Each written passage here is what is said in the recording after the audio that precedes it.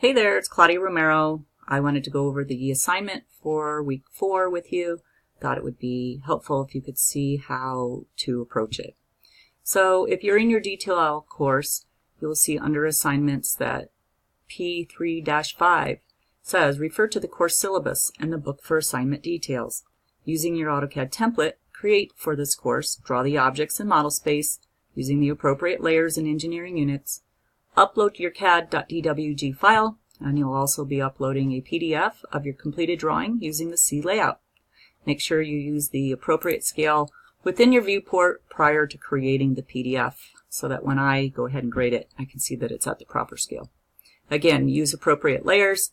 I want to see that this PDF appears in black.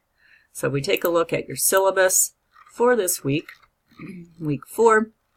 This tells you to go to page 105 of your book, and you're doing P3-5. Here's what it looks like. All right. Okay. So I want to show you how to get started there. First things first, though, if you're in AutoCAD, go ahead and pull up your template. I have my template pulled up right now. Before I get started, though, I want to add a couple of different styles of text so that I can use those from here on out. So I'm going to go to the Style command. Right now I have 2 styles in my template, and I'm going to show you how to make those. All right, so you're going to pick New. You're going to give it the name of your style. So what I did is I called this Country Blue. All right, I pick OK. I want to make sure it's annotative, so I want to come in here and select that box. I come down, I find the Country Blueprint font, and then I pick Set Current. All right, I also created one called Stylus BT. So I'm going to come here and I'm going to call this Stylus BT and pick OK.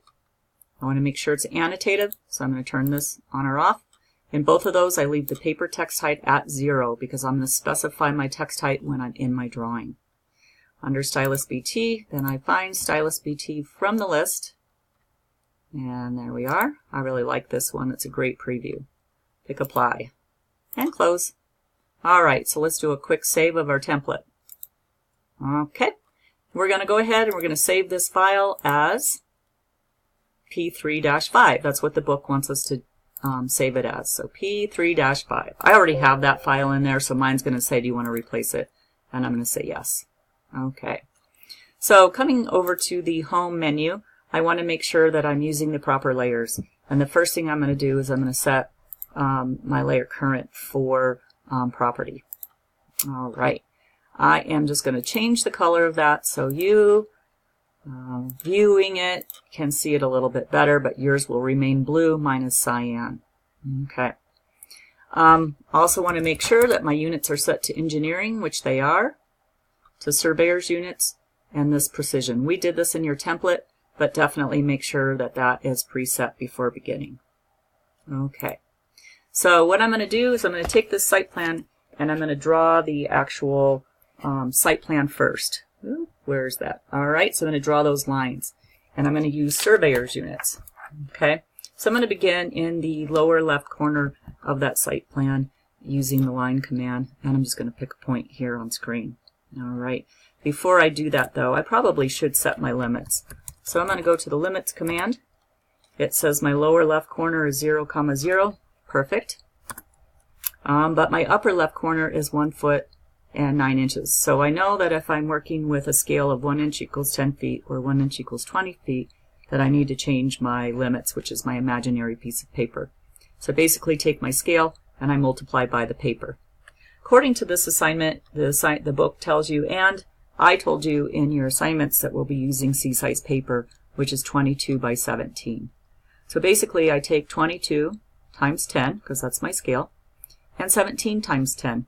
And so I get 220 feet, 170 feet. All right. If I was using 20 scale, I would have done 20 times 22 and 17 times 20. Okay. Enter. I always zoom all after changing my limits. I'm also going to come over here and I'm going to set my grid so my snap settings correlate with that type of drawing. So I'm going to change my X and Y to 10 feet. under snap spacing, I'm going to do the same thing for my grid spacing, 10 feet. All right. And I'm just going to do a quick save. Okay. All right, so at this point, I'm in cprop. I'm going to go into the line command. And at the line command, I'm going to start with the lower left-hand corner of that site plan. Okay. And that tells me that the length of the line is at 99.55 feet. Less than, or the angle symbol that goes to the left. The direction says it's south, but because I know I'm driving north, I'm going to transpose the south and the end to north. 36 degrees, and so we use 36D. 10 minutes, so 10 apostrophe, 0 quote. And I also have to transpose the east to west. And I've got that first line drawn. Okay, I'm going to draw the next line, and it's at 50 feet and less than. And again, I'm transposing the south to north, 53 degrees, 26 minutes, 0 seconds east. And moving right along, next one is at 52.06 feet. Don't forget that foot mark. And my angle, and this time I'm going south, so I transpose the north to south. So I say south. All right, 39 degrees, 28 minutes, 05 seconds east. And I've got that next line. Got 2 more lines to go, so my next one is at 49.82 feet. And my angle, and I'm going to say south, 54 degrees, 26 minutes, 17 seconds east. And then I'm just going to pick close. All right, do a quick save there. And then we're going to come back here in a few minutes. All right. Okay, let's see, what should we do next? So, I'm going to stop there and let you take care of that, and then we'll have another video part 2. All right.